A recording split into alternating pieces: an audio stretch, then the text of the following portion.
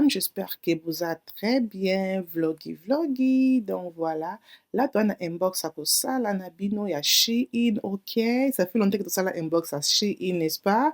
Là, tu as un inbox à Kosala, Nabino. Avant qu'il y ait que un inbox, Nabino, ils ont bloqué la cuisine, mais tu as d'abord déjà poisson nangai na moto. Et to kaka, après, na keko sala inbox Nabino. On a poisson nangai na zo sala, ezali malangwa, qui na zo sala, malheureusement, ils ont d'abord congelé. Pour na bimisa ki nkamba mo na congélateur, après na biki na créer loko moko ya kolamba et tout.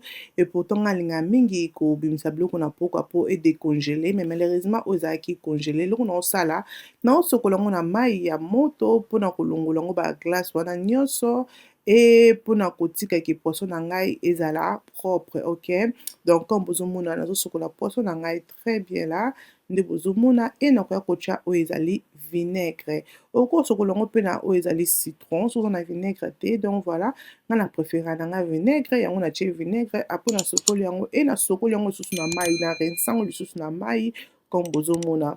Donc voilà, après ko sokola poisson na ngai na koya siko kobongisa o ezali ba légumes na nga o na kotia na poisson. Donc, comme bobi ki nga linga mingi poisson na ba légumes à fraîche, non c'est la o ezali tomate na nga ya fraîche, non c'est la dembuma na nga ya tomate. Donc, ko tia pe moko, mais nga moi soupe za moi couleur, donc na tia ki dembuma na nga ya tomate comme bozomona et na ko tia pe o ezali ndembi et na ko tia pe o ezali mix pepper na nga ya rouge na katikati ya jaune. Nde yango na ko tia. Donc, wana nazo bongisa ba légumes na nga ya poisson.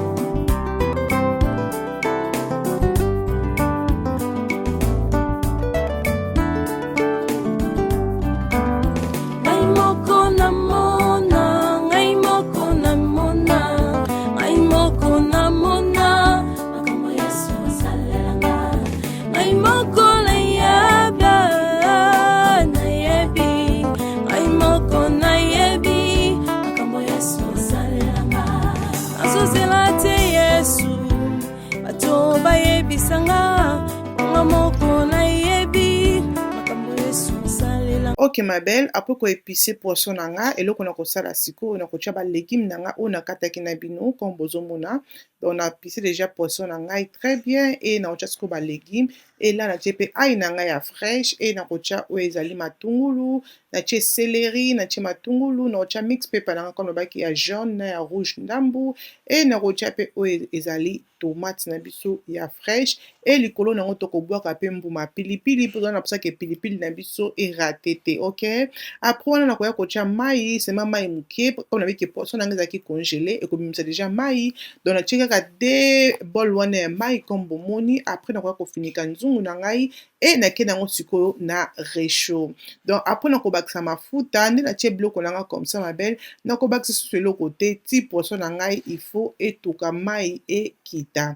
Là nazalaki na oyo ezali makayabu, nabiki makayabu nangi fona kotonga na congélateur, mais avant que na kotonga na congélateur na kosala ke na tiango na mai, makayabu ezala nango vraiment na mungwa makasi te, na kotiango na mai na kati yango et le temps que na sisa kosala inbox na ngai ya Shein na kozonga pour que na sokola makayabu na ngai et na tiango na congélateur mokolo na kolamba yango ezala ngai facile, ok?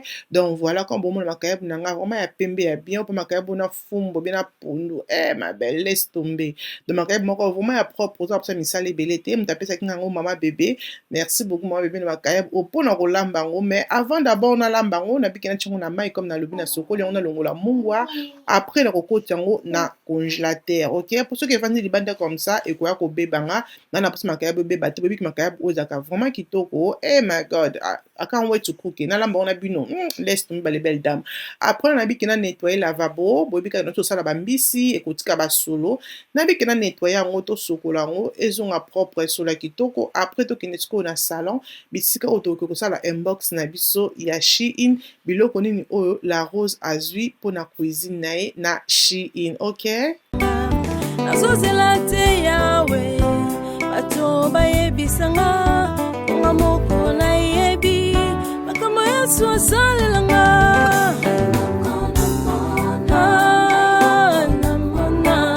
ngai moko namona makambo Yesu asalelanga ngai moko na yebi ngai moko na yebi makambo Yesu asalelanga. Unboxing on sala na bino eza ya Shein, OK? Nabi que ça fait longtemps que ça Shein vidéo, donc dans ce qui ba ezali ba biloko ndako on kita partager na bino to mona biloko nini oyo la rose azui, d'accord? Donc eloko liboso oyo yaki ezaki box danga ya munke comme ça jana fongola kiango et ezali oyo eza mulangi dans ce quand on chia oyo ezali lokola vinaigre, on chia vinaigre, bien chia huile d'olive, ça vraiment non c'était le non chelango mais na c'est peleki na détail na monde déjà na monde qui est vraiment simple et c'est joli, donc on peut utiliser Kelly ça me comme ça, vous excusez. Donc on va utiliser comme ça, comme vous avez après ils ont un bouchon dans wana au kangi pour notre loko likolo. Donc on a simple mais ça fait des thèmes qui toko na kati cuisine na yo. Donc voilà et loko oyo kwa kolanda na la box na ici va les belles dames. Il y a runde la rose à kofumula toute la biloko nini oyo na kati ya box oyo, OK? On appelle déjà mbisi nanga kuna ekotoko. Donc on dit mbisi nanga na makemba et non c'est là moi légumes épinards moi vite. Non, c'est un légume, non, ça épinard normalement il vite fait parce qu'on pourra lire un bis à pas battre, il faut normalement légumes à côté. Donc voilà, et dans cette box c'est comme ça.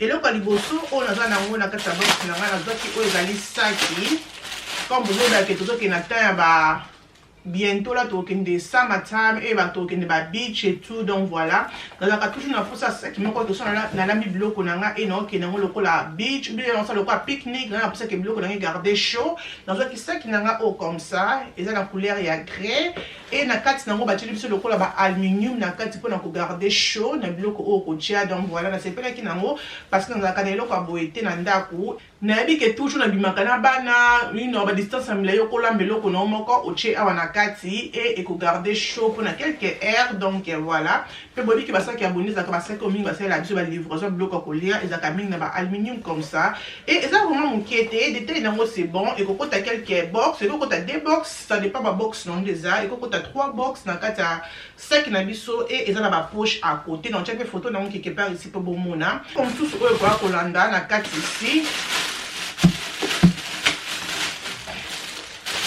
Dans le qui est bidon, c'est comme bidon, oui. Donc, ça, quoi, vase, mais bidon, comme vous avez plastique.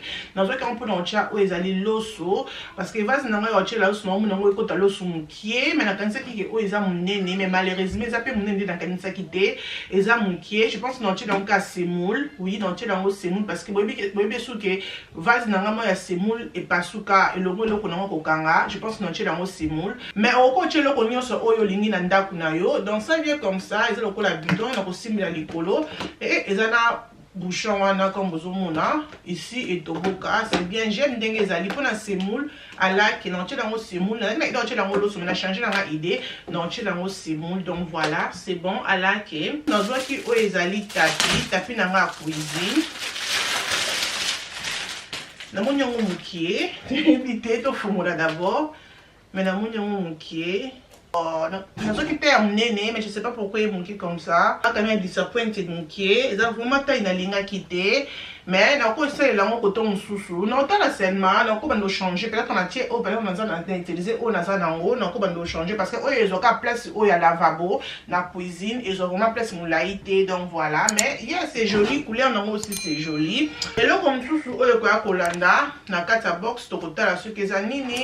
Ma belle non ko sabino te mbisi nanga ezotinda solo moko ça nanga ki ça la nanga nzala ezomata yi là to comme j'ai 17h 3 et on est déjà l'équipe Donc là nazwaki oyo ezali 3 box comme ça. Ezoya na eza plastique te, ezali métal. Comme bozoyo kawana eza plastique te. Donc on peut utiliser en ba café, biloko nango tia ba sucre, donc c'est mana changer. Na on a celle ya clair, na moni que ça la mingi. Ni non c'est mana changer décor. Et là nazo ki oya couleur ya mundu comme ça. C'est plus la mesure nango et ba bouchon nango eza mabaya et o eza pour na sucre. Ici tout nango pour na ti, au côté la ti comme on dit que ezoya 3 oyo eza pour na café. Donc voilà. Ezoya 3 comme ça, c'est joli, c'est vraiment joli que j'aime. Oui, c'est joli peut-être nango eza kitoko. Là vraiment je vais utiliser la cuisine nanga pour box c'est ma couleur mususu différent. Et on a changé ba ce soir nanga oya café. Donc voilà, je pense que ça va faire joli. Et le comme mususu oyo kwa kolanda na carton na biso ici. Na zana oyo dans la fongola étagère mon qu'on a zwaki bon mon na moto na tia photo na pour mon ndenge za na zwaki étagère oyo on a ko télémise biloko na comme ça you know pour na télémise biloko na comme ça on a zwaki étagère oyo et na zona couleur à mwindu. Donc voilà et ba ce soir na on a zwaki eza pe à mwindu. Donc na zwaki pour na tia ba accessoire na ya ti à côté bon mon na tiango. Donc je pense que ça fait joli pe eza libendé.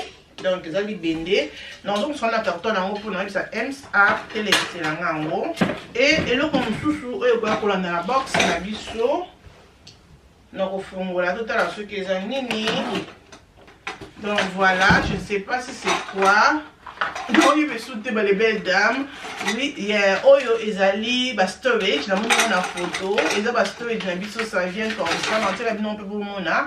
Na toi qui ba storage o pour na tia ba bloco na savon na se côté ya lavabo. Ça vient comme ça na dessin peut-être bon mona très bien que dans leur savon comme ça vient comme ça. Donc yeah, na c'est là qui na ngo parce que na se na ngai na sa lavabo na na te déposer seulement ba accessoire na comme ça et na qui storage moko pour na esa lango, you know, esa lango propre. C'est ça que na zo ki oyo na Shein et là comme tout oyo kwa kolanda na box na biso na zo ki oyo za ba bidon na biso comme ça pour la cuisine. Na zo ba bidon oyo ça vient comme ça. C'est joli, I really like it. Yeah, c'est vraiment joli.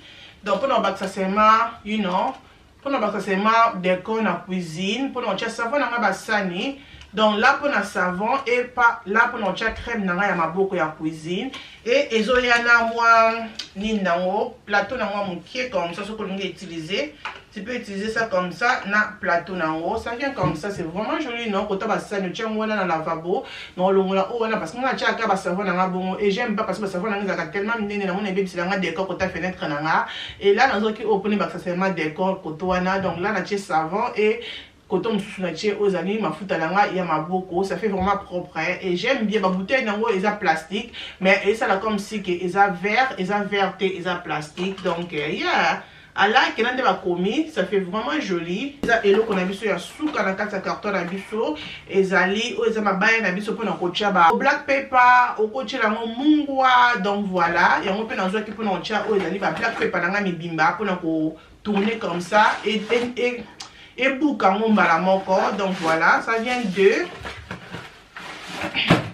Donc ils ont comme ça, c'est vraiment joli, c'est kilo. Waouh! Na mona quand on shop moko ma belle na moko bobote qu'on a 15 livres na shop na moko la qu'on a bobote qu'on a 15 livres mais Shein on te quand vraiment na bien, c'est vraiment joli comme vous voyez que na ma baya na ndako surtout quand on cuisine na mingi mabaya et là c'est comme ça.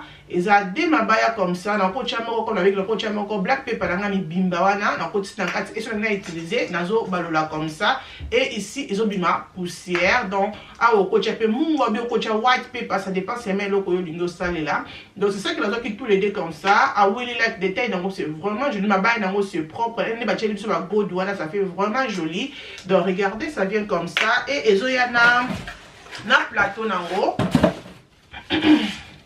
Et j'ai un plateau nango comme ça, même plateau nango couleur à libaya yango, c'est vraiment joli que j'aime bien.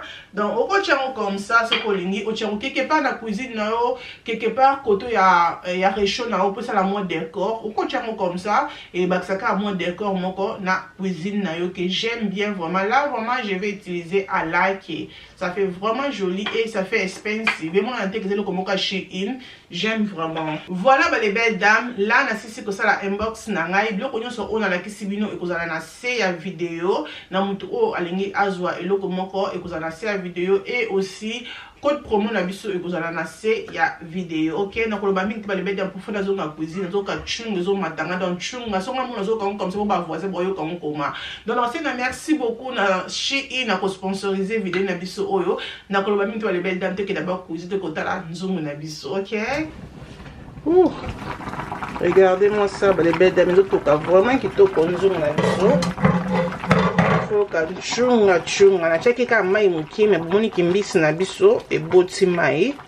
Donc, na roti kango et toka lisusu.